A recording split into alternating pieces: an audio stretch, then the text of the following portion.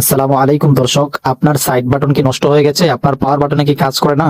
তাহলে আজকে একটা সেটিং জেনে নিন যে যার মাধ্যমে আপনি আপনার মোবাইলের টাচের উপর দুইবার টাচ করলে অটোমেটিকলি মোবাইল অফ হয়ে যাবে।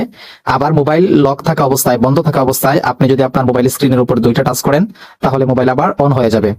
তো আমি দেখাচ্ছি আপনাদেরকে, দেখেন এই যে আমি দুইটা টাচ করলাম। দর্শক, আসলে মোবাইলটা অফ হওয়ার সাথে সাথে আমার স্ক্রিন রেকর্ড বন্ধ হয়ে গেছিল। তো আবার চালু করলাম। এভাবে আপনারা দুইটা টাচ করলে বন্ধ হবে, আবার চালু হবে। তো সেটিংসটা করার জন্য আপনারা আপনাদের মোবাইলের সেটিংসে চলে যাবেন।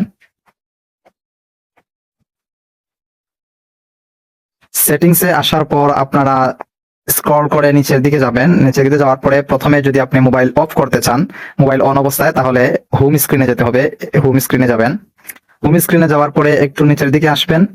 নিচের দিকে আসার পরে দেখবেন এখানে একটা অপশন আছে double tap two lock screen. এই যে আমার এখানে অন করা আছে, ঠিক আছে? তো আপনার এখানে অফ করা থাকবে, আপনি এটাকে অন করে দিবেন। এরপর অন করে দিলে আপনি মোবাইল অন থাকা অবস্থায় আপনি ডাবল টাচ করে মোবাইলটা অফ করতে পারবেন।